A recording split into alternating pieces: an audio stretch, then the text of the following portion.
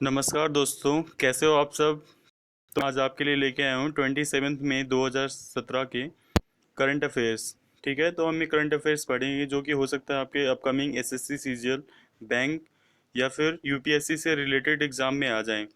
तो अभी आपने जैसा देखा होगा, 1 या 2 दिन से न्यूज़ में चल रहा है कि भारत के सबसे लंबे पुल 9.15 किलोमीटर नदी पुल जो जिसका नाम है ढोल सदिया ब्रिज का नाम किस प्रसिद्ध गायक संगीतकार के नाम पर रखा गया है? भूपेन हजारिका। ठीक है, तो ये पुल जो था ये अटल बिहारी वाजपेयी के टाइम में 2004 के आसपास में पास हुआ था। उसके बाद में फिर यूपीए के टाइम में ये बनना स्टार्ट हुआ था और अभी कंप्लीट हुआ है जब नितिन गडकरी जी ने और नरेंद्र मोदी जी ने इसका उद्घाटन किया था। तो इसका पहले नाम क्या था? ढोल सादिया ब्रिज। लेकिन अब इसका नाम क्या कर दिया गया? भूपेन हजारिका, जो कि एक प्रसिद्ध गायक थे। ठीक है, तो इनके नाम पर ये इसका नाम कर दिया गया है। दूसरा है स्टार्टअप कंपनी। दूसरा क्वेश्चन है स्टार्टअप कंपनियों के लिए नया मानक तय किया गया है, तो वो क्या है? ठीक है, तो इसके लिए क्या मानक तय किया गया है कि स्थापना रजिस्ट्रेशन 7 वर्ष से कम तथा टर्नओवर 25 करोड़ रुपए से कम हो। मतलब वो कंपनी जो बनाई गई हो उसको 7 इयर्स ना हुए हों तथा टर्नओवर 25 करोड़ रुपए से कम हो। मतलब अगर आप दोनों कंडीशन को फुलफिल करते हो तो आप स्टार्टअप के अंदर आओगे। 25 करोड़ से आपकी इनकम कम है और आपको 7 ईयर्स से कम हुआ है। ठीक है, विश्व की सबसे अधिक जनसंख्या घनत्व भीड़ भाड़ वाले शहर वर्ल्ड इकोनॉमिक फोरम द्वारा घोषित किया गया है। तो मतलब वर्ल्ड इकोनॉमिक फोरम क्या है? जो कि जनसंख्या घनत्व वगैरह रिलीज करता है। तो इसमें सबसे ज़्यादा जनसंख्या घनत्व किसका था? ढाका का। दूसरे पे मुंबई, फिर तीसरा मेडलिन कोलंबिया।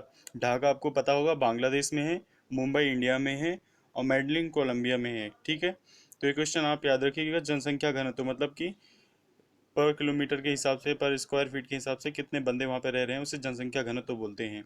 ठीक है, और इसके बाद जो क्वेश्चन है वो है 1978 में स्थापित यूएन हैबिटेट का मुख्यालय क्या है? नैरोबी है। ठीक है, तो हैबिटेट जो यूएन हैबिटेट है उसका मुख्यालय कहाँ पे है? ये नैरोबी में है। वैसे तो यूएन के जितने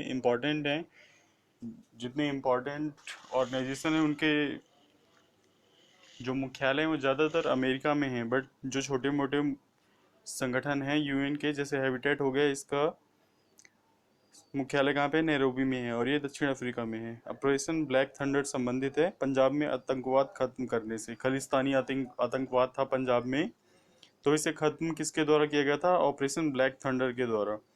ठीक है, और north button, south button, middle button आदि नाम से राष्ट्रीय उद्यान कहाँ पर स्थित हैं? तो ये कहाँ पर है? अंडमान निकोबार द्वीप समूह में। ठीक है, तो north button, south button, button से आपको वैसे नहीं लग रहा कि अंडमान बटन एक सा राइम नहीं कर रहा? तो इससे याद हो जाएगा कि north button, south button, middle button सारे कहाँ पे हैं? अंडमान निकोबार द्वीप द्वीप समूह में है। अंगोरा नामक ऊन कहाँ से प्राप्त होती है? खरगोश से होती है। ठीक है, वैसे अंगोरा नाम की एक बकरी भी होती है, बट ऊन किससे प्राप्त होती है? खरगोश से होती है। और fault line writing on conflict and resolution किसकी रचना है? Fault line writing on conflict and resolution KPS Gill की है।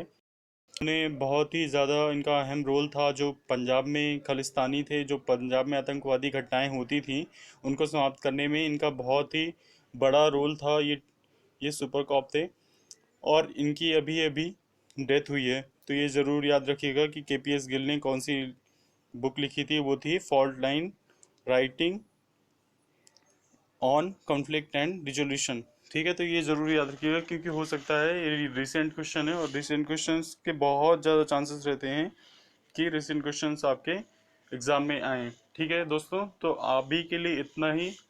अगर आपको ये क्वेश्चंस अच्छे लगे हैं, अगर आपको ये और मेरा चैनल अच्छा लग रहा है तो इसे लाइक करें, सब्सक्राइब करें, शेयर करें, कमेंट करें। अगर आपको किसी भी पर्टिकुलर टॉपिक पे, मैथ पे, इंग्लिश में, रीजनिंग में हेल्प चाहिए तो आप ज़रूर कमेंट करके लिखें। अभी के लिए इतना ही। थैंक यू दोस्तों।